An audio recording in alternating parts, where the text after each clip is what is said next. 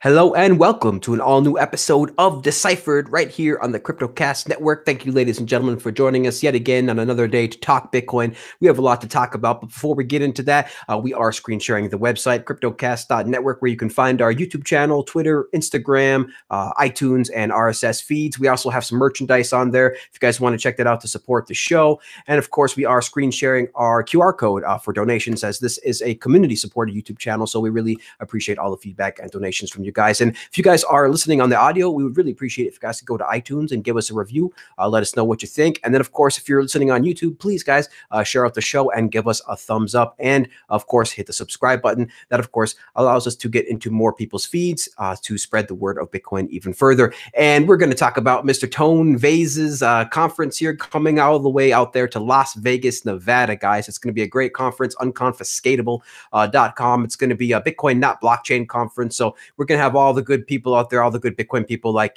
Tone Vays, Jimmy Songz, Safe Dean, Max Kaiser, Trace Mayer, Giacomo Zucco. It's going to be pretty much all the Bitcoin maximalists pretty much out there, guys. It's going to be a Bitcoin, not blockchain conference. They're going to have workshops, poker tournament, all sorts of great stuff. So that's still 22. Looks like there's 22 tickets left at 0.1 Bitcoin. So make sure to check that out, guys. And with that aside, let's go ahead and stop the screen share and introduce the special guest for the evening.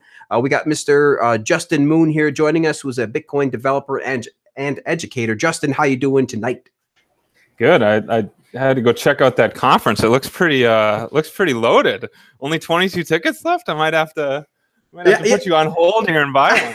Yeah, man, that's for that particular tier. I think there's one more tier above that total. But yeah, it's already being sold. You don't want to let it come to that. You want to get the good tier, right? Yeah, man. Yeah, it's already being sold pretty well.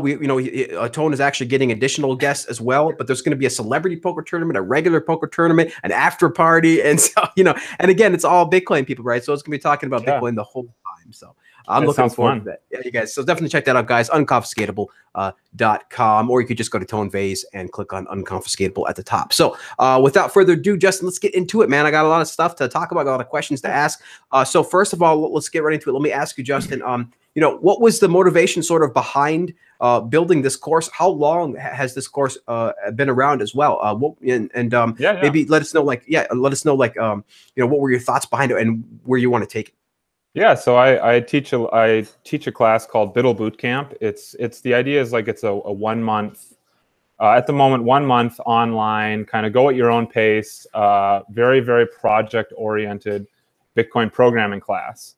And so you learn all the fundamentals and attack it from the different angles, like play with wallets, play with the peer-to-peer network, build a little mini implementation of Bitcoin. So we come at it from a number of different angles, and the idea is to just get your career as a Bitcoin developer, either as an amateur, developer, just to kind of understand how it works, because it really helps to your understanding of it, even as an investment, to be able to just play around with it a little, or if you want to, become a real a professional developer, just to kind of get that journey started. And so the motivation for it was I only got involved about 6 months ago. I was not interested in Bitcoin before maybe the last bull market. And I just was skeptical that magic internet money would ever work. So I just never really looked into it. And then when I saw some people I knew who were not very tech savvy, but seemed to believe that this was a real thing more than I ever imagined. Like, I never thought that your average person would trust the value of magic internet coins, but they did. And so that was like, okay, I got to go back to the drawing board and evaluate. And so I kind of read around for about 6 months. And then over the summer, I decided to dive in. I took Jimmy Song's class. And besides that one class, like, that was great. Besides that, it was like a wasteland. There was nothing. There really weren't very many good resources for me to get going. And I would have paid a lot of money. Like, I wanted to move quickly. And so I would have really, there was just nothing, right? This was before you guys did your camp, and yeah, so it was kind of barren. And so as I did projects, I met some people at conferences. And what I do is every time I started learning a new topic, I would go and I would do a little screencast, and I basically teach them what I learned. And so I was doing like this really basic, like Bitcoin, like peer-to-peer network programming, right? And I just get on Sundays. We had a time where all the people could. Can you hear that? Sorry, there's some water running in the Yeah, background. just a little bit, but it's okay. No problem. Keep going. Sorry, can you turn it down a little, the water? Yeah, sorry, my friend's cooking. I'm staying at my friend's house. Yeah. Not a problem. That's how we do it live, man. On Yeah. This is real, man. It's raw. So yeah, I would get on a little on Saturdays where my friend from Portugal, my friend from New Zealand, my American friends like that I'm all met at conferences, mostly met at the Building on Bitcoin conference over the summer in Portugal. We would get together and I just like tell them what I learned, and slowly that became like a little, we did like 7 weeks of that, and it's something like 12 hours of content. So it's like a pretty big deal. And then so I turned that into like a 1 month online thing that was free. That was like the first thing I announced in October.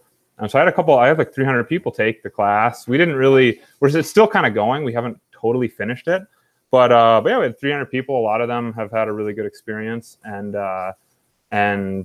it's and that's sort of the next month. The idea was to like make it free, let everyone sort of jump in the first alpha version because it's like kind of crappy, right? And then the next month I charged a couple $100 for it, and it was more like a beta. It was still rough around the edges, but I knew it would work. I knew that the first group liked what I did the first time around.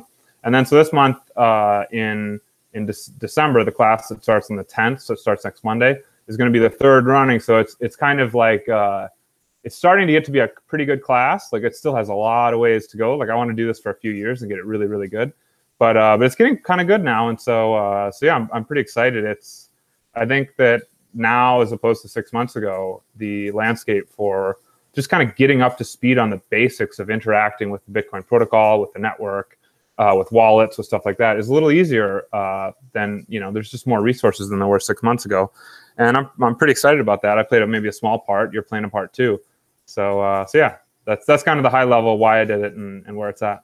Awesome, man. Yeah, it is kind of funny to see how many people, to the tune of millions of people are trusting Bitcoin over the traditional financial system. But of course, if you dig into Bitcoin, you dig into fundamentals there and into the traditional financial system, you figure out that the traditional financial system is just nothing but a system of IOU layers and layers and layers and layers of IOUs built up over decades. And, it's crazy. They tried to centralize it better and make it easier with the DCC, the DTCC. But of course, that ended up just being completely corrupted, like to beyond 30-40+% of slack and craziness there. So it's just IOUs out there. And so when we have this cryptographically verifiable asset, all of a sudden people are like, wait, you mean you can mathematically prove that you own this? And you mean it takes more energy than like 5 or 6 galaxies to crack it? Okay, that sounds kind of crazy, but that's compelling. And there's only so many, right? There's exactly. And like Trace Mayer likes to say, there's only 2 scarce things now in the universe, which is Bitcoin and time. Beyond that, there's nothing else. And Bitcoin uses, of course, and Bitcoin uses, of course, the fundamental commodity of the universe, right, which is energy, to store. So it's universal in many properties. Yeah, so recently I was reading a book. So I come at it a little bit more from I had a math undergrad degree, and I'm a programmer. So it's like I understand that side of it a little.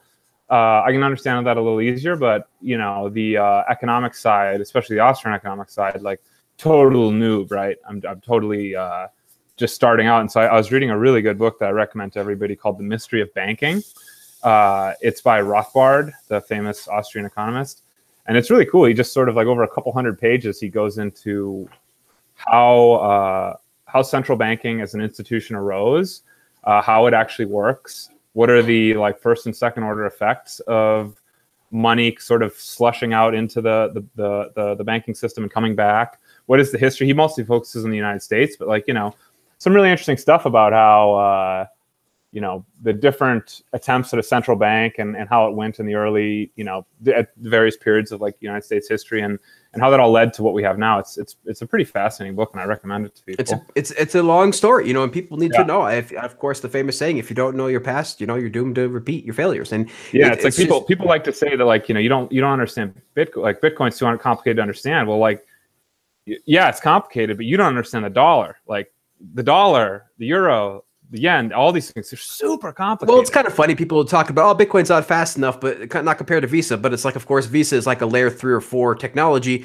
on top of the traditional financial system, and Bitcoin is layer 1, which of course now we have Lightning. Which I hear that Lightning network's pretty fast, by the way. We're talking thousands and thousands of transactions per second per channel, and that's just right now, and it's basically exactly. alpha or beta stage. So of course, it's being continued to be evolved with things like AMP, to be able to send multiple transactions through multiple channels at once, all sorts of crazy stuff. Splicing, you can open up a new channel you can close a channel that opens up new channels, send a transaction that opens up a new channel. It's going to get pretty crazy. But dual funding is also kind of interesting too, so you could like get people on the thing without them having to go through what about submarine swaps where you don't even have to where you can add and remove liquidity without closing channels? I mean, it's going to get kind of crazy. But with that aside, you mentioned a couple things. So you have a few hundred people already taken the course, which is awesome. And then you mentioned about Austrian economics. I definitely recommend everybody check out the episode here on CryptoCast Network that we did with Stefan Livera. He has, of course, the Stefan Livera podcast. But we did an episode with Stefan here, an episode of Deciphered, actually. The whole episode was oriented towards telling teaching developers specifically about Austrian economics. So I gotta watch that. Recommend it. Basically, we want to do like Austrian economics from a developer point of view. Why is it important? Why is Bitcoin's economics? Why is Austrian economics important from a developer point of view? So I recommend everybody check that out. Don't want to show my own stuff too hard, but check that out. Really recommend it. And then you also, you also said that you mentioned that you want this project. That's funny. That's funny because I just did Stefan's podcast recently, like a week ago. And so I did the exact opposite thing. Like I was doing the developer, like what does it kind of mean to be a developer? Why is it a good idea to maybe learn a little bit of coding, even if you don't want to be a programmer?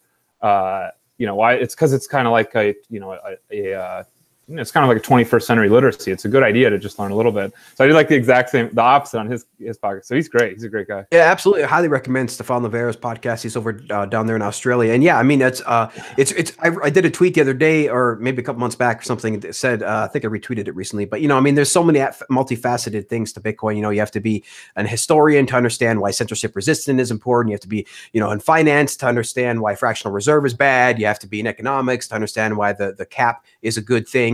And you just have to, there's so much stuff to take in. And so, yeah, but you said that you did mention that you wanted this project to be around for a few years. So it does sound like you do have plans to continue to evolve this course, maybe to even create other courses. Do you have any plans to expand this course or create other courses in addition to this particular course? Yeah, so my current plan is mostly like the thing I'm trying to do is I'm trying to give like a really good deal to the people who sign up now. And so what I'm kind of doing is like basically if you sign up now, the course is kind of still a work in progress, but I'm going to give you access to all the future stuff I do. So like the idea is like maybe every month I add a new module, right? So maybe in January we turn like a little SP, like in December we're probably going to make a little basic SPV wallet, like really basic wallet. And then the next month we're going to maybe add a little coin join feature, right? So you can do like a really basic coin join thing. And so like add some fungibility, then like some more maybe something about like a project about like simulating a scalable web wallet, right, where you're trying to move it back and forth between cold storage and hot storage, stuff like that. Like every month we'll sort of extend these projects more and more, and so that's kind of the idea, is like indefinitely make this big kind of ecosystem of kind of like building kind of a basic version of a bunch of things, and then having a bunch of like branches off that a student can go and make their own project on. And then I'm there, and maybe some TAs and all the other students are there to help out on that. So just to kind of get you off there, get you that first impressive GitHub project that you can show an employer or brag to your friends about. And so, okay, some comments coming in. Cool. So, very cool. So yeah, that's the kind of the way it is now. But the thing I'm really hoping for is like, I mean, I think Bitcoiners are kind of low time preference, right? We're patient, so that's why we're like, I'm not here to trade. I don't watch the price. I'm here to sort of like help build our civilization more. That's the thing that's exciting. Like that's one of the exciting things about Bitcoin is it's like this foundational civilizational technology, right? Money. And so yeah, I want to like slowly build it up so that when they have the next wave of interest, like I took part in the last time, then you can like I can just get these people and plug them in real fast. When we have that next wave of like, software engineers at banks, right, where they're like, oh my God, my job's going to go away, right? Like maybe I should learn to integrate with the new money instead of the old money, right? Like I want to be there to like help onboard these people. That's like the end goal kind of. And so yeah, that's kind of what it is. I really only want to have one class. I just want to make it bigger and bigger and bigger and more. Like in a sense, it could become more than one class. Like in the end, like once it becomes big enough, maybe you just plug into the Lightning side. Maybe you just do a little bit on the Bitcoin side just to understand like the architecture and all the, why proof of work mining, right? Like just so you can explain it, kind of what it means, how it works. And then you mostly focus on Lightning, and that would make sense. I think over time you're going to have more of a differentiation of these different roles, and but that's kind of way down the road, and I'm not even thinking about it. I'm just trying to make the first versions good and not, taking it slow. I think my biggest problem is burning out. Like it's I'm so passionate about it. I'm so passionate about it. Like I find myself I'm exhausting myself. So I just got to like go slow, not burn myself out. Right. You gotta be careful, man. Exactly. It can happen really easily. And so a lot of Bitcoiners. It sounds like the course is designed to be modular. Then it sounds like you're going to have a bunch of you're going to have a bunch of different modules over time added and that are going to be accessible. And that's really cool. And it's really interesting to for people to understand the low time preference. If you guys don't know what that means, definitely check out Saifedean's book, The Bitcoin Standard. This is where we show that this low time preference is very key in understanding Bitcoin philosophy, and Bitcoin understanding. And if you really want to get into the mind and psyche of a Bitcoiner, like read Saifedean's book, you'll understand like this is how we are here for the long haul. We are here to educate. We are here to build literally the next civilization on top of this money, because the fiat civilization is going to is going to continue to go degrade and get perverted and just get worse and worse and worse. So we're going to build this parallel system alongside of it, and that people can have an option to exit to, and that's what Bitcoin is all about. So just having that idea, we're here for a long time, guys. That's the beautiful thing about Bitcoiners. Where it's really funny to see though some people who claim to be Bitcoiners, right? Like Andy Hoffman or some other people. I hate to name names, but other people, right? Who are like. They're just, oh man, the price, it's down. Where's all the people that for the UASF? Where's all the people shouting about the price thing? We need to stop the manipulation and all this other stuff. And it's like, guys, Bitcoin has cycles. It has these price cycles that play out over years. And what are we going to do? Tell traders to stop trading? Like, no, this is a free market, and this is controlled, by the free market. Now, of course, it's tiny; it's going to get sloshed around. But this is the economics of Bitcoin. This is having a low time preference. This is building economies of scale on profits from the past, not from just fiat, easy, free money and things like that. So, very important to understand. Now, let me ask you this: to see here. Let me ask you this, Justin. What is the main difference you think between your course and Jimmy's course? Because you guys both use Python, it seems, as the main language. So what is the difference really for the person who wants to look at your course versus Jimmy's course? Yeah, the thing I was really striving for is to make it so they were not overlapping, so you could take both, because it's like there's so little stuff. I didn't want to duplicate things that Jimmy teaches well, right? And his course is becoming a book, so it's like I basically try to not teach anything that Jimmy does. He goes really. The great thing about his course is he teaches you how to do the math, to implement the math behind Bitcoin's digital signature algorithm called ECDSA. And so that's really, really interesting. And you learn a ton there, and you build a really cool library. And so that's it's a phenomenally interesting project. And if you want to do that, I'm going to refer you to his book, right? That's coming out in about 4 months. And so it's on GitHub. If you just look for Jimmy Songz GitHub, you can see the preprint of it. And so we don't do that. There's some serialization stuff that you just can't avoid, serializing a network message into a Python object, right? You just can't do anything without that. So every class kind of deals with a little bit of serialization and deserialization, and so yeah, that's the big thing that Jimmy's class does. We don't do it all, because I just prefer to teach new things so that I can grow the ecosystem more that way.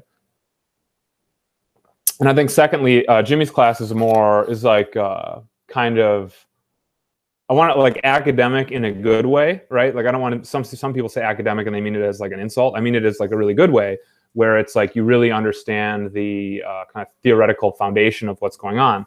And so my class is kind of more on the other side, where it's really hands-on, and it's more let's do a problem, right? Let's write a mini Bitcoin implementation. And let's just start doing that. We start with a really crappy one, which I'll kind of demo later on. We start with the dumbest digital cash I could think of. And then over 7 iterations, we make basically Bitcoin. Later on, we try to join the Bitcoin network as a peer, right? And we can't. And then, you learn that version handshake, right? That's the way to say hello to a peer. And then like step by step, we get to the point where we can basically do initial block download for the first couple hundred blocks or couple thousand blocks. You know, so there's just the basic transactions, but eventually we'll be able to do a lot more. So yeah, that's kind of how it works. Mine's a little more like hands-on and tinkering style, and his is a little more kind of about the theory and the math, right? Very interesting. Yeah, that's true. So that's a big part of what Jimmy's course is all about. So the another big difference between your course and Jimmy's is that Jimmy's is much more lower level, again, with that lower level cryptography, talking about ECDSA, talking about the actual cryptography and the mathematics of the protocol itself. You don't quite go there. You try to just basically try to be from a little bit higher level, sort of just trying to access and work with Bitcoin. So that's a little bit like mine. So I'll go into a little bit of the differences, maybe just quickly between your course and my course. But of course, my course right now is currently on hiatus a little bit. We're actually working on reworking it to be online only, and cool. Yeah, exactly. Kind of like YouTube. We're gonna, do live and things like that. So it's gonna be, it's been pushed back because I've had some extra client work and bear market, other stuff. But it's gonna be, we're gonna try to relaunch it online like early next year. But the main difference between that is that on our course we teach at programmingwithbitcoin.com. There is a we teach a specific library that we use. So that is using the C# language to teach a specific library, which is NBitcoin, which is written by a fellow named Nicolas Doyer. Yeah. And so really good library. Yeah, so that really, in my opinion, is one of the most complete Bitcoin libraries out there, specifically for sure for C#, but just in general, almost. It really is one of the most complete. It's got all the up-to-date BIPs. It's got segue. It's got all that stuff. And it abstracts away all sorts of complexities. You almost, the difference between like a transaction literally in Bitcoin is like hash or with hash. Like segue or not. I mean, it's really, really take all the complexities away. Well, and it has the best open source, probably the best open source Bitcoin project right now in terms of like an app. True. Server. So like the proof is in the pudding. And that's true. And Nick did what he did. And Wasabi Wallet too, right? Wasabi Wallet probably. Wasabi as well. Yeah. So what Nick did is like the two coolest open source. Absolutely. And it's all running on top of Nick's library and Bitcoin. And Nick wrote this library and Bitcoin. And he wrote this library in Bitcoin, and that's what we teach on our course is the library. And the library basically allows you to access Bitcoin as well. And so this is at an application layer level. So really, we teach you like how to send Bitcoin, how to create a transaction, sign things, right? A lot of stuff that you teach as well. But we definitely don't teach anything about like handshaking. It's like it's new transaction. Yeah, so yours is like mine's a little more like how it works. Yours is a little more like how to use it, right? Yes, like how to make it do something cool. So that's cool. It's straight for application. There's probably not a lot of overlap there too. So that's good. Yep. We have like three very different takes, and I think that's good for the ecosystem. Absolutely, and we hope that more and more people create more and more courses. I really wish that I could teach the course more, and eventually I want to flesh it out to be to be anybody can take it with pre-made videos and things like that. But we're all good. We're all working towards that. We're moving slow. It's just a step by step. Yeah, so that's I think when you get it, I'll probably take it too, because it's like C# seems pretty cool. Dude, C# is really great. It's a great language. It's a great, really advanced language, and there's just a whole lot of documentation, and it's open source, and it's cross-platform, but all that good stuff. I don't want to get too much into the weeds with that, but I really, recommend that library. And Bitcoin, I recommend that. I recommend checking out the course at Programming with Bitcoin. But we're going to move on here to a little bit. Let's get into a little bit more details of your course here. So again, you're saying it's a bit, it's hands-on, which is really great. So you're going to teach a couple things, and you're saying it's academic, not in the negative way, because I think of academic as a negative way as not hands-on, lots of tests, blah blah blah, just listening all day. But yours, of course, is not that. It's academic, I think, in the sense of being thorough and professional, in my opinion. So that's really interesting to see. So what we're going to do is I'd like to go through a bit of the curriculum right now. I'm going to share the screen in a second here, but I wonder if you could just start us off with just like an introduction sort of to the curriculum as a whole while I share the screen. Cool. Let me just pulling up one more second. I'm just pulling up a thing for my demo. I realized I didn't quite have it all set up. Okay, there we go. Cool. So yeah, the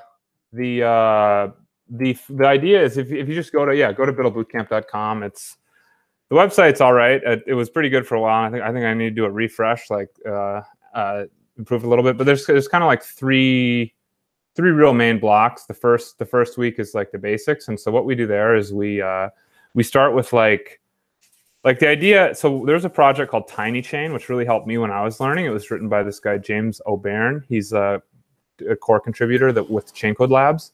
And so he wrote this cool thing called Tiny Chain, which was a 1,000-line implementation of the core ideas behind Bitcoin in Python. So it was pretty easy to read compared to the C++ reference implementation. And it doesn't have any of the optimizations or complications that the real implementation has. So it's easier to see the mechanics. It's one file, about 1,000 lines.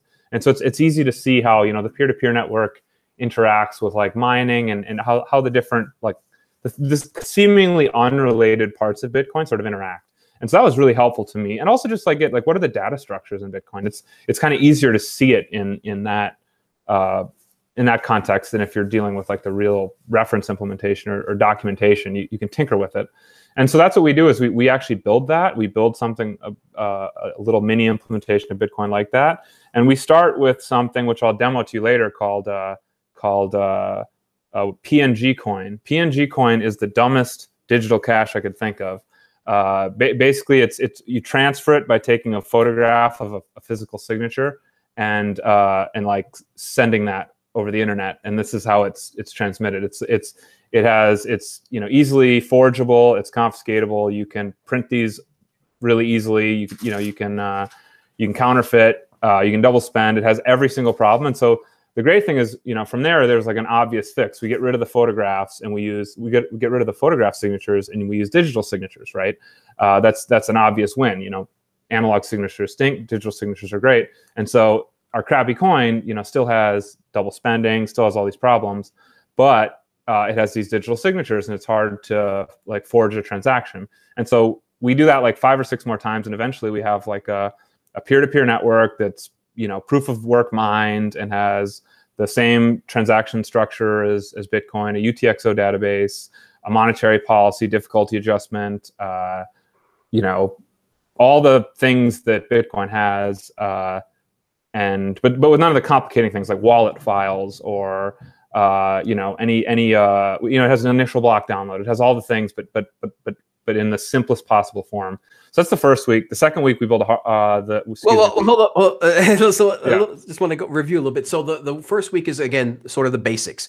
Should I show you a little bit of this? Well, before we go to that, I just want to recap a little bit. So because we're going to go through all the weeks first before we start getting into the demos. Gotcha. But you have the reins here. You have the reins. Yeah.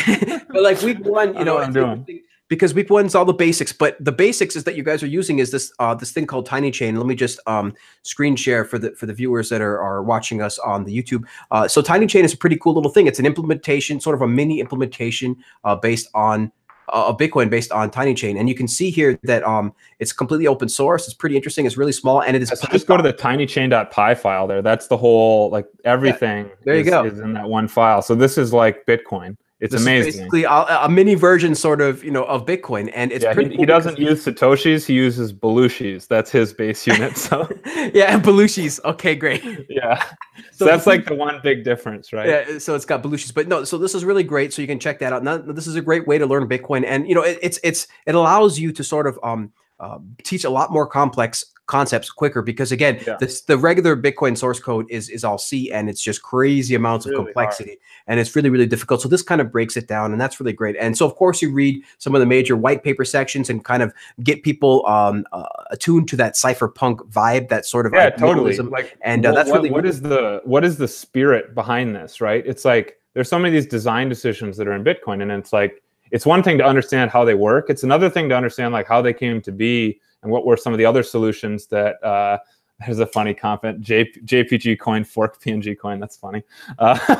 So it's why did they come to be, and what was the sort of philosophical underpinning of this movement, right? Which Bitcoin's really the reflection of a movement, a couple movements, and so I think it's really important to kind of read some of that, and some of these guys, like Nick Szabo, Adam Back, they're really kind of intellectual giants, right? They're really even if you're not into this stuff, you should probably read their writings because they're really sophisticated. No, it's true. Yeah, Nick Szabo, of course, I recommend read every single freaking thing that Nick Szabo has ever written. Absolutely, because Nick Szabo, what he is a bit of a polymath, where he sort of combined economics, mathematics, and computer science in a way that really the world hadn't understood quite like that before. He combined them in a way that the world. He's a lawyer.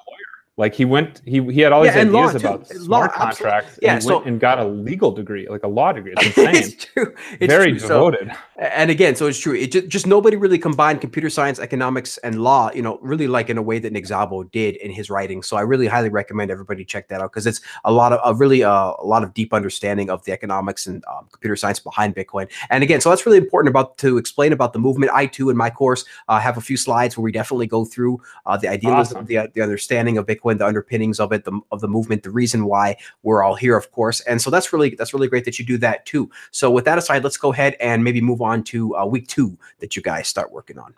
Cool. Yeah. So week 2 is so week 1 is like our little fake pretend network, right? And so by trying to make it yourself, you sort of understand what the different trade-offs and design decisions were that went into it, and how the mechanics work, kind of in the abstract. And so week 2, we start to deal with the real network, right? The real thing that has monetary value and that that's been online for 10 years. And so we start with we just try to connect to one of our peers, and we can't. And then so like I slowly feed hints to the student about how to get a little further. And so along the way we learn to connect to a peer. And this is also, we do it like really raw by hand. So we're sending bytes over the TCP protocol. That's the protocol beneath like HTTP, which serves your web pages. It's like, TCP is the protocol it's probably the protocol sending these, like my voice and the data from my webcam over the internet to all of you guys. Probably either that or UDP. It's one of those two. So we're sending raw bytes, numbers from 0 to 255, which have can be decoded in some special way to be interpreted as a transaction or a block or the address of a peer on the network. All these things that have meaning in Bitcoin. There's sort of the Bitcoin protocol, the network protocol, is a set of rules to interpret what these bytes mean, how to communicate a transaction across the internet. And so we learned to do all that by hand. And along the way, we built a crawler, and I'll show you like a little bit of what kind of data that gets. We can go and connect to one peer, and then we'll go and ask once we connect, we'll go and ask them what their peers are. And so then we'll get a list of peers back, and we'll just sort of put that in a queue. So you have a bunch of these workers who will go and grab an address from the queue and then go connect to that guy and see who he's connected to. And pretty soon, if you run it for a while, your program will crawl the entire network, at least all of the visible peers. And so you'll be able to see like who runs what version of the software, kind of where are they located in the world. If you want to, you can sort of pull a lot of that data out, and it's really interesting. And it gives you a sense of the permissionless nature of the network, right? Like if you want to do this on Facebook or something, you need an API key or something. If you want to like really connect and get financial data out of the legacy system, you need an API key, and you don't in Bitcoin. All you need to do is follow the protocol, which is amazing. Like for me, that's mind blowing, right? It's really different. And so then another project we do is we try to do some initial block download, which means we download blocks. We go through all their transactions and validate that it follows the Bitcoin rules and that the signatures are valid. So like the first one that was sent that we treat specially was the one that Satoshi sent to Hal Finney. It was like block 170. So it's like really cool to see this transaction. It was the first time money moved on the Bitcoin network, and we go and validate that ourselves, and we can see, okay, yeah, it was valid. We check all the rules and it worked.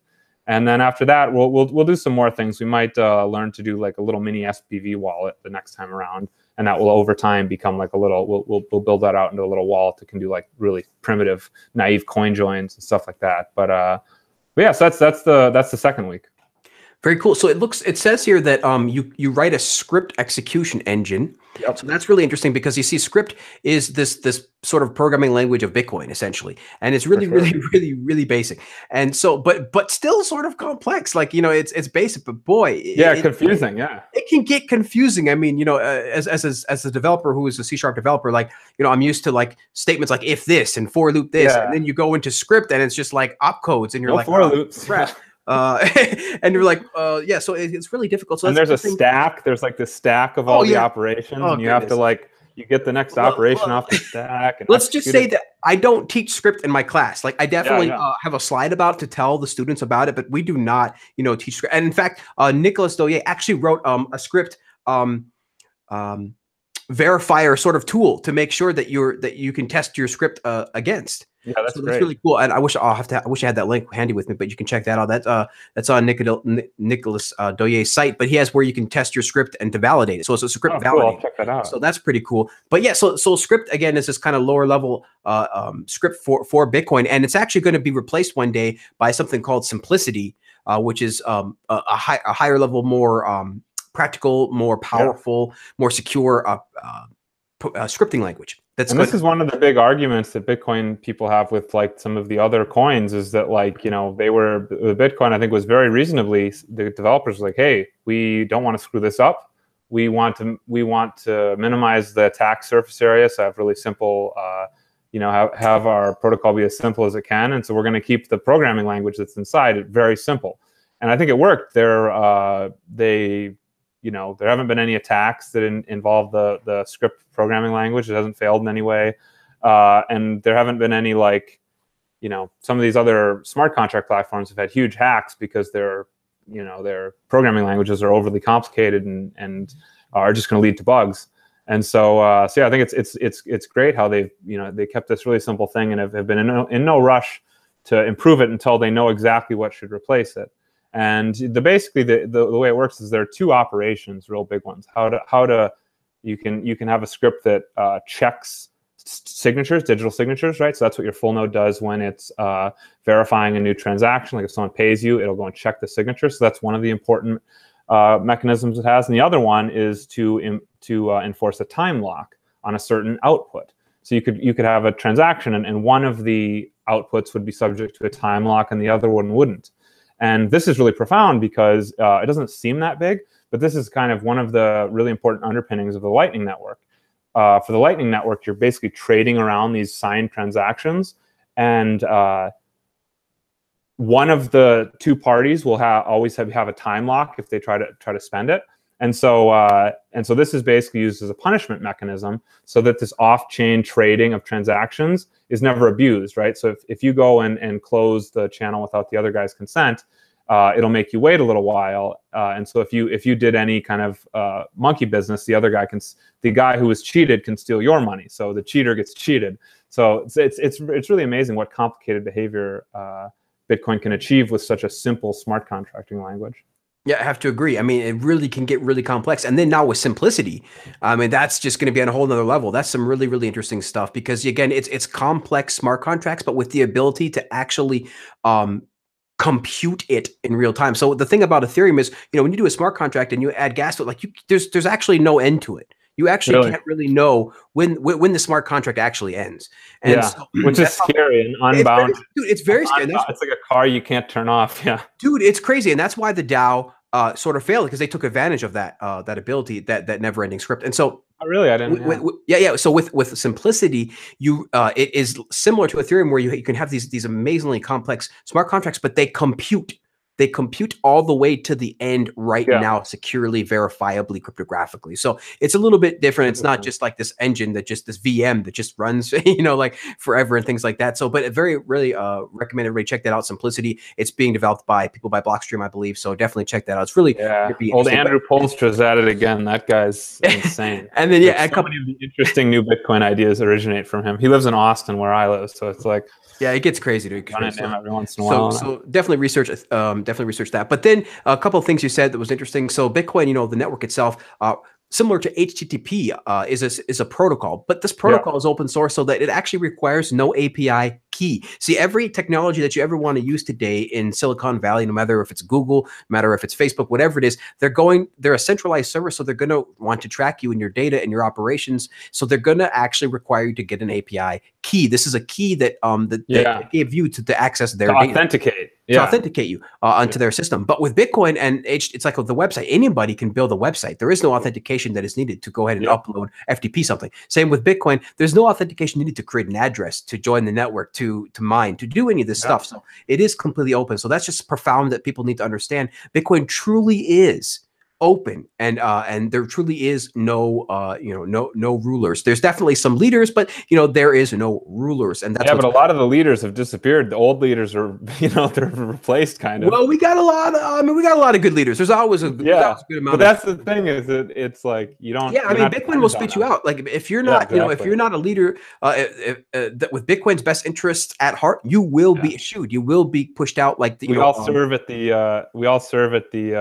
what is it? The at the well, behest of Bitcoin. it's As long if Bitcoin doesn't want us anymore. yeah, it's sort of like antibodies. The antibodies will Yeah, push out exactly. all the viruses of Bitcoin, and that's what we've seen happen with things like Roger Ver and stuff like that. But Mhm. it's really, really interesting. But yeah, it's Yeah, people and need I to want understand. to. Can I stress this a little more? Like, I want to Sure. say that what I did before I was here was I was at like a traditional financial technology startup, and so the one of the things that really impressed me about Bitcoin when I learned a little bit of network programming was that like with our company we were building on top of MasterCard. We were building like an API for issuing debit and credit card programs. So we would assume some of the like compliance risk of like having to check customer, like doing KYC against customers, making sure that no terrorists were using it, right? Like these are big costs for somebody who wants to issue a card. Like for example, the Stripe or the Square Cash card, if you've ever seen that, they're like a really friendly Bitcoin company. They also have this really cool, the Square Cash app also has this really cool debit card, and we built the like prototype for that. And so the reason I'm telling you all this is that like our company had some really talented programmers, but the only reason we were able to get into business is because we also had an insanely charismatic CEO who could basically talk his way into any room and was able to get us access to all these proprietary APIs and platforms from traditional fintech people that nobody else had access to. And so like that was great for us, but it's horrible for the world because there's all these other talented developers who don't have like a biz dev guy who can get them in the door, who could be building great financial applications for the world, and they can't today unless they go with Bitcoin, because they don't have to have that really charismatic person to get you in the door to build those relationships. And so and also they this sales team will end up taking half your equity. So it's like Well, yeah, yeah. So that's I mean, another brutal thing. that's So, just really important. That's again, just we're just stressing the openness of Bitcoin, the importance of it. The democratization of information, and this is what the internet is and doing. not just in terms of fairness, because like fairness is one side. Yeah, it's more fair, but it's also like more effective. Like you'll get more innovation here. You'll get more. You'll have more new wealth created. Like breaking down these barriers and basically decreasing the costs of engaging in innovation will just lead to more innovation, right? It'll lead to more invention and more new stuff, and the world will improve faster. So like to me, as I'm kind of like a capitalist, that's like the way I come and look at these things. And so more so like the fairness is great, but the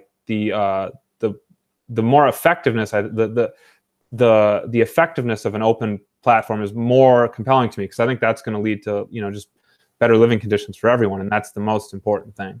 And of course, it's also termed to stress not just openness, but of course verification. Because if we're just Yeah, talking totally. about openness, then we might as well be Ethereum people. Hey, open finance. But of course, there's that other part of it, which is that ability to verify, that self-verification, to that ownership over your keys, that a self-sovereignty about Bitcoin. That's also really, really important. And I'm sure that you teach that in your course as well. Because again, it's that openness, but it's also that verification, that ability to verify the chain yourself with no third-party interference. That's what's really powerful about Bitcoin. So let's move on to the week 3 then, I guess, of the curriculum, because we're going to go through these weeks. We got 2 weeks to go through, and then we're going to go through a little bit more, maybe a little bit more details of the format itself, and then maybe Yeah, what for sure. happens after that, and then we'll get into some demos. So go ahead and walk us through week 3.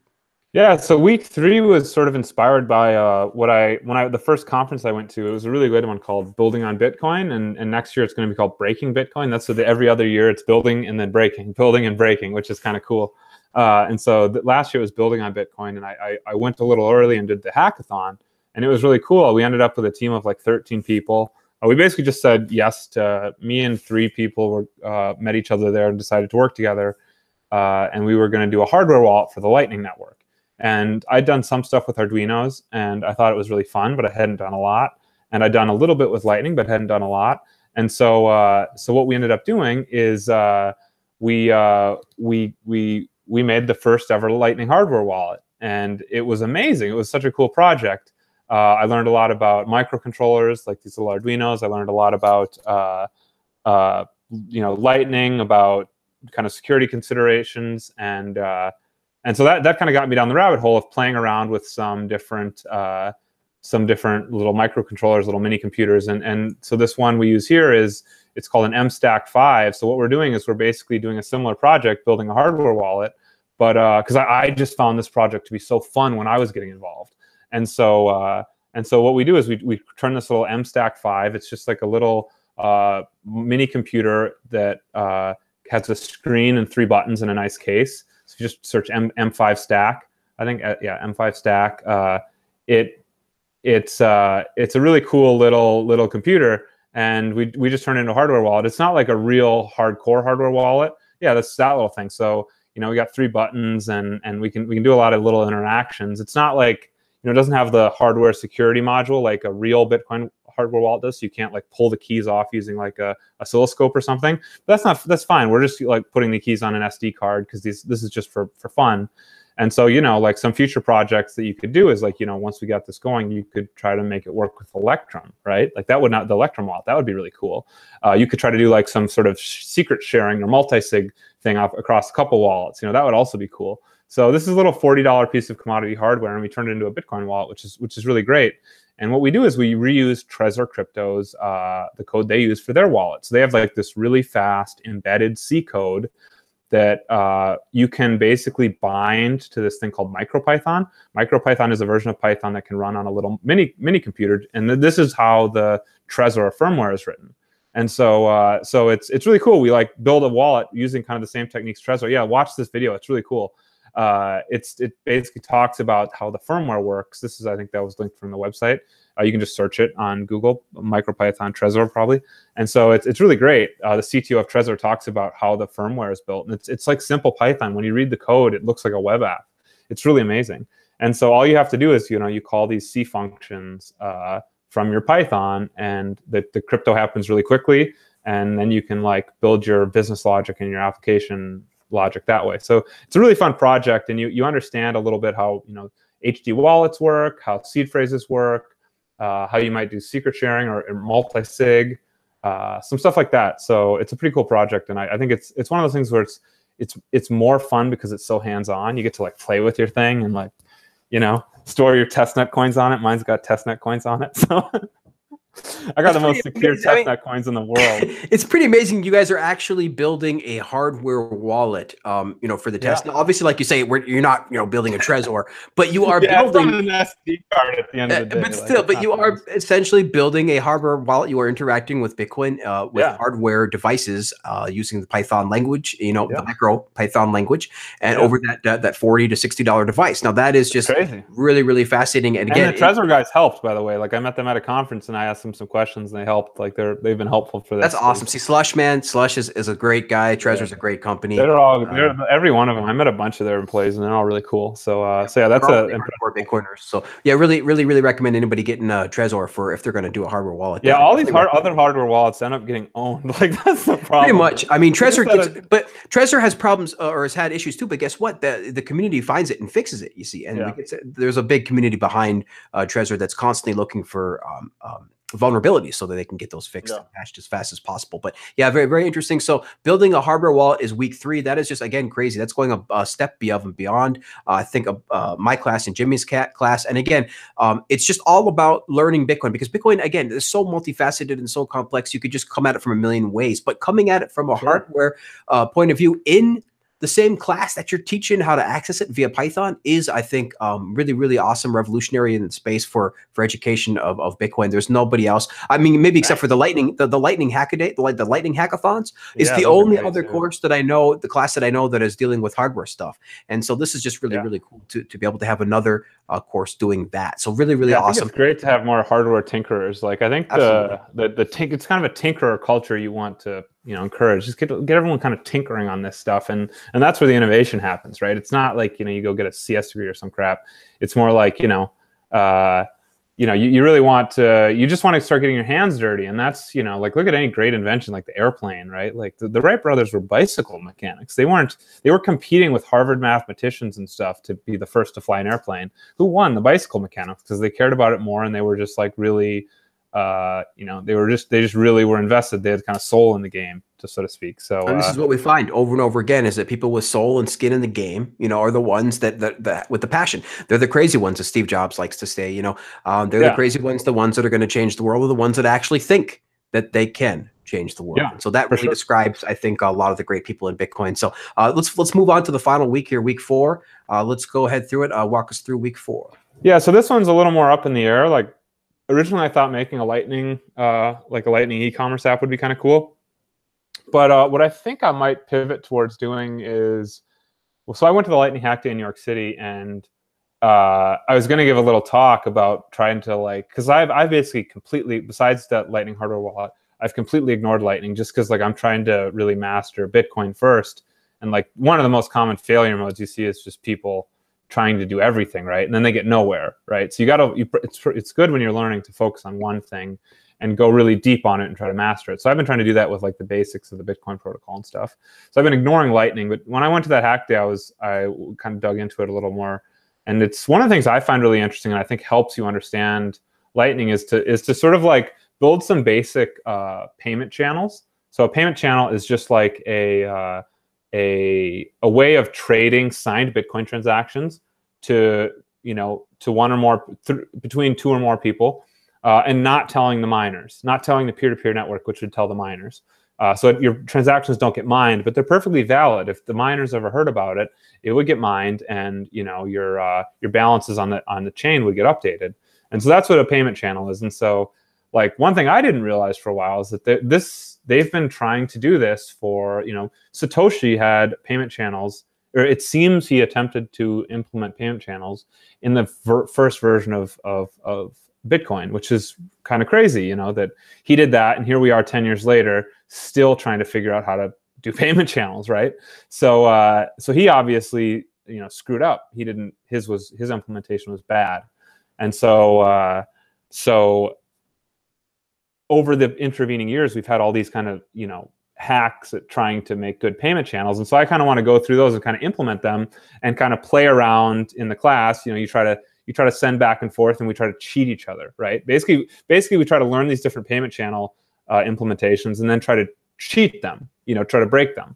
And then eventually we get to, you know, we try to send like a routed, you know, HTLC payment on Lightning. That would be like the end of it. So I don't know if we'll get there this month, but eventually that would be really cool. Like build up really basic payment channels. Like, for example, if you have a one direction channel and so the payments strictly decrease, you basically can't cheat in that situation. And so that's like a basic one. But to get all the way to Lightning, it's like 5 or 6 evolutions in how you do that. So it's so that would be really cool. And so I think that's what we're going to do for the 4th week. You know, the fundamentals of Lightning and how to sort of a payment channel. Yeah, it makes sense. We did in my course. We didn't actually get into any Lightning stuff yet either, because it's just a little bit too early. But this course seems like a lot more experimental, you know, a lot more tinkerish, and that's what that's what I'm going for. And that's really great. Yeah, that's really great. See, my course is more focused on application developers, like, you know, companies sending their developers over. You know, for sure. So it's a bit more different. But this is great. This is much more. I have a business requirement. I need to implement this and ship it. Like, I think your class would be a lot better than mine, right? For that. But this is just great. And C# is better than Python, because Python really doesn't have a good we don't have anything like in Bitcoin. No. I mean, and Bitcoin really is on another level, and C# of course is on another level. But this is just really great for tinkering and experimentation. And, you know, payment channels, they do go way back, all the way to the Mike Hearn days. Like, you know, like you say, they go way back. But the implementations that they're doing now, I mean, we've really got it figured out, where it's really there's only a couple parts left, like routing and things that they're going to go through. And a lot of the routing, this stuff works great now. It's just not scalable yet.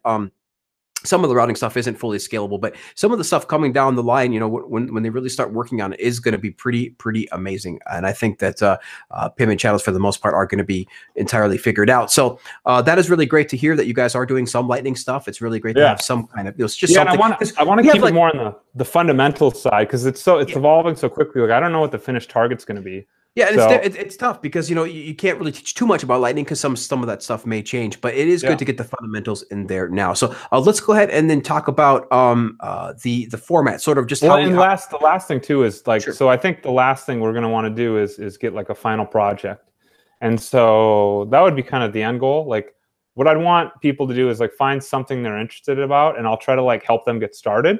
And then so they'll, you know, all the students will stick around in the community, and they'll stick around in the same Slack room. And so over time, the Slack room will get bigger and bigger. Now it's got about 60. It's going to have about 60 people next month. You know, these are like all the people who are like probably some of the most motivated kind of Bitcoin tinkerers out there. So it's a pretty cool community.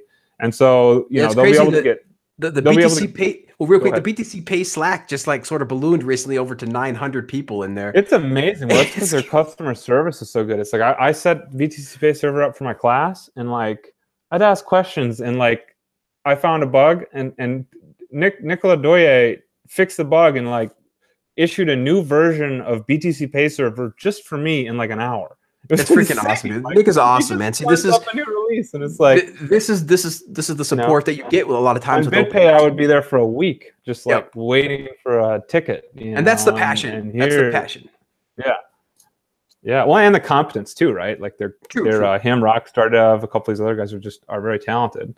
Yeah, Bitcoin T-shirt. They're all killing it over there, and they're currently, just so you know, working on a new website for BTC Pay server, which of course is the open source payment processor that allows anybody to be their own BitPay, which is pretty. Yeah, cool. And so here's a link, and so like, what would the final projects be like? So one of the final projects in my November class, which should have already ended by now, but it's going to kind of bleed over. Like we're you know, it's a little slower than I wanted, but we'll finish in December. And so, so one of the student projects is a guy who's an attorney and a CPA named Jeff Vandrew. He's on Twitter. He's a really interesting, you know, interdisciplinary guy. And so he made a plugin for BTC Pay server that would allow you to export your invoices to QuickBooks, right? The most popular online accounting software. And so I think this is actually going to be added as a configuration option within the BTC Pay server UI. And so that was like, it's like a kind of that a cool is so thing. amazing. I just saw that, dude. I just came across across my Twitter sphere too. The ability to interact with QuickBooks from BTC Pay server. I mean, this is just epic. And this is the type of organic stuff that's going to come out because the demand and the passion is going to be there. So I think there's a lot of these ideas, and like he's a guy that's not a professional programmer as far as I'm concerned. He's more of like from the kind of non-technical side, and he's been learning the technical stuff. So I think there's a lot of these sort of, one of the surprising things I've found in my class is that there are a lot of really, some of the most engaged students I've had are actually like complete new programmers. They're just brand new to it, and they're just so passionate about Bitcoin, and they have like a real use case now that they're trying to get into. So like they have a vision, they have something they're trying to accomplish. So and so they do a really good job. They learn really quickly, and so yeah, like I'm pretty excited about that class of like you know, these non-technical people who have some really interesting ideas and life experience, getting into Bitcoin and learning to contribute on the technical side. So it's a little bit more diverse, and you know, you have these cool new use cases, right? It's going to be pretty awesome. That's great. So real quick, we're running out of time here. So why don't you tell us about the format of the show, of the format of the actual class? How does that look like for the student? Is it you on YouTube? How does that look? Yeah. So mostly, so you can, if you look on my, let me think how the best way. If you just go to like justinmoon.com, that's my website. You'll see some YouTube videos there. Like I think there's a link to my YouTube. Let me pull it up.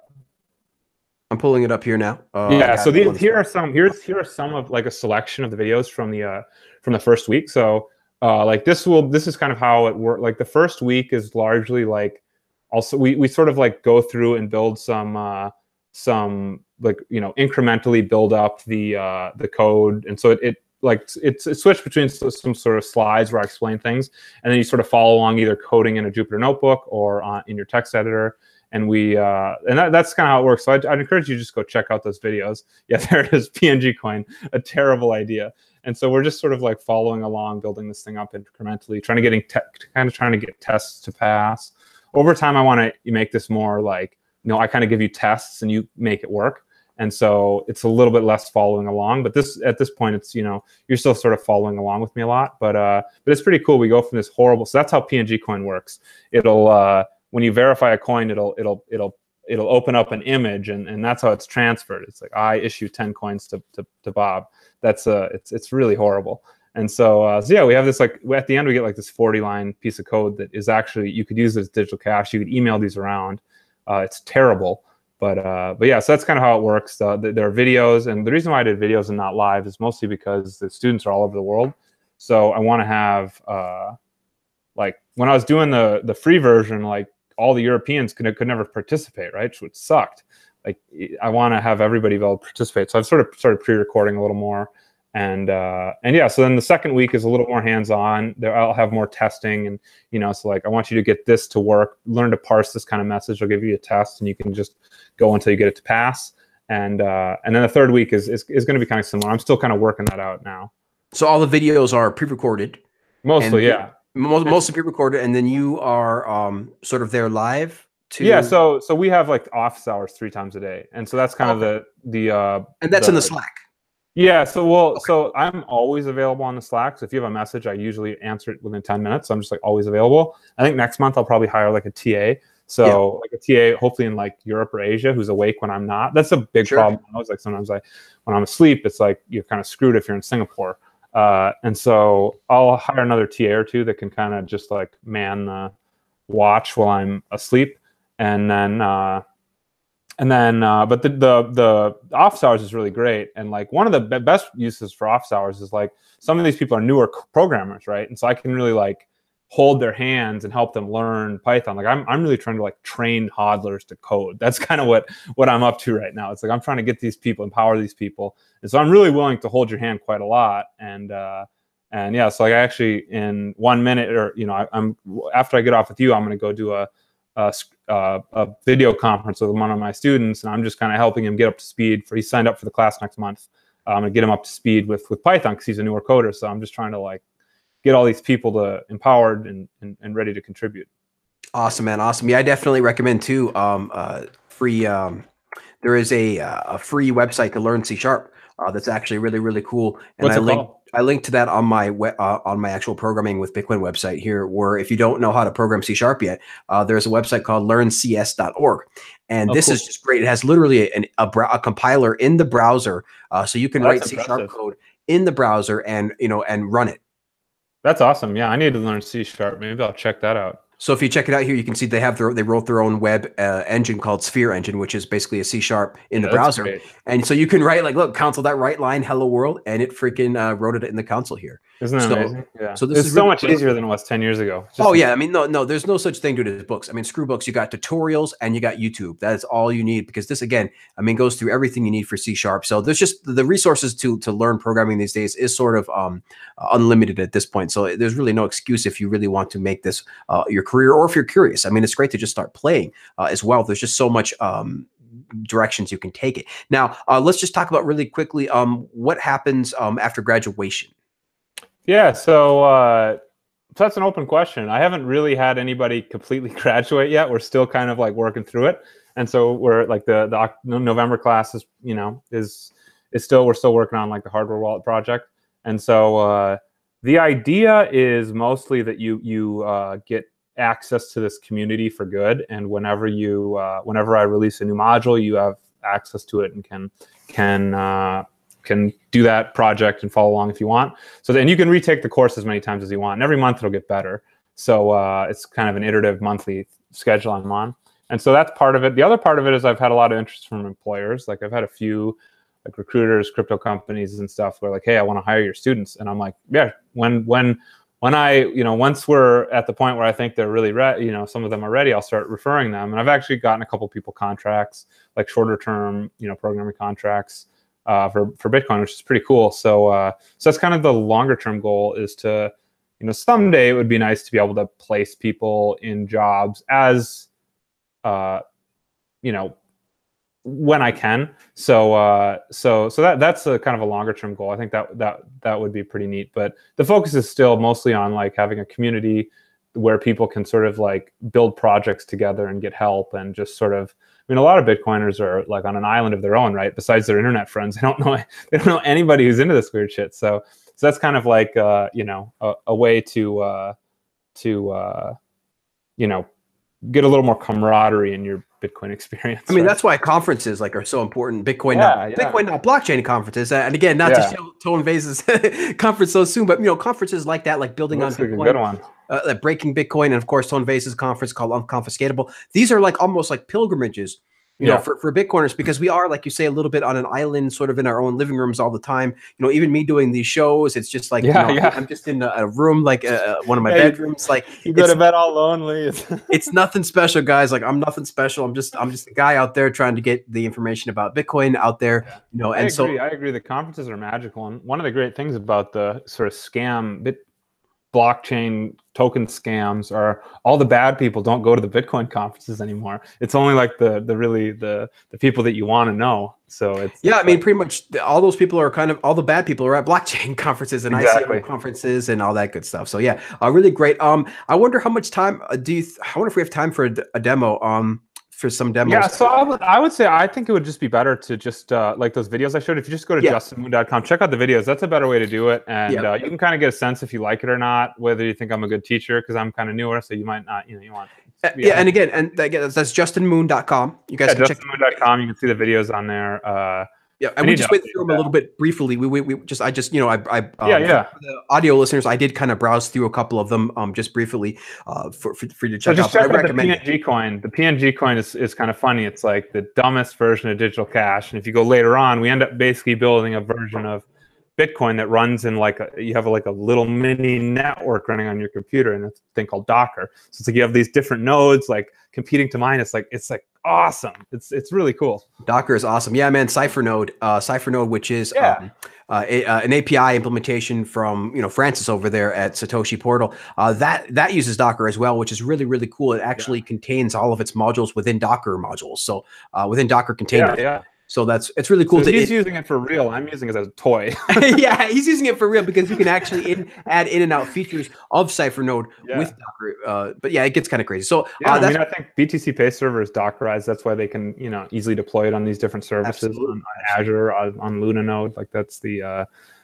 portability aspect. Now they got it running on a Raspberry Pi, which is amazing. Like I got a couple of Raspberry Pis sitting around.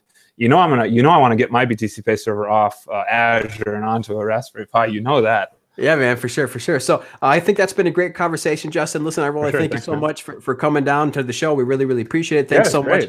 Thanks so much for our chat. Thanks so much for everybody in the comments. We really appreciate everybody checking this out. We really try to get the show out to more and more people. So if you guys like the show, we really appreciate if you could hit the thumbs up. And if you are new to the channel, please hit the subscribe button. We're trying to get to as many people as we can to talk about Bitcoin. So again, Justin, thanks so much, man. We know you're a busy guy with this. We really appreciate Keep up the good work with the C# classes too. That's man. We're really going to try to get that going. One of my good friends who, so I do the Austin meetup, and one of my good friends took the class. So I can say, so I know this guy. He came to every one of my meetups. He came to the first meetup when there was only 4 random people. He's come to every one of my meetups. He's super legit, and he loved your class. Oh, what was his name? Richard, right? Richard, yeah, Richard. Shout out to Richard, man. Really glad you enjoyed the class.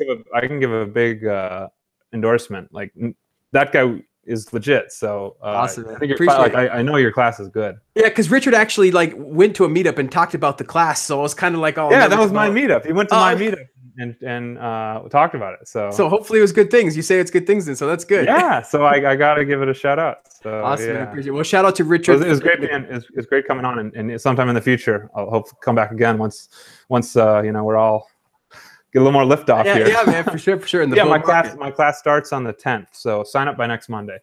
So next Monday, guys, that's when his class starts. And of course, you'll have classes every month after that, every month as well. But so that is, again, Buidl Bootcamp. We, of course, have the link in the show notes to both Justin, Twitter, where you can find more information about him, and, of course, to Buidl Bootcamp, and, of course, to justinmoon.com. That is his website. Justin, thanks so much for joining us, man. We really, really appreciate it. I'll just let you just one quick final statement before we close it out. Man, just slow and steady. It's a marathon. That's all I gotta say. It's a marathon. Just slow and steady. Let's get to this new money for the world. Just that's right, man. Slow and steady. It'll take some time. But let's get there. Low time preference, guys. Stay down. Buidl. Don't worry too much about the price, guys. It's all cyclical, but it's always eventually going up eventually. So really appreciate, again, guys, everybody joining us. You can find more information about us at cryptocast.network. We are, of course, on Twitter at CryptoCast. We got more shows, guys, lined up for you this week. We're going to have a crypto Q&A tomorrow at 12 p.m. Pacific with Heidi.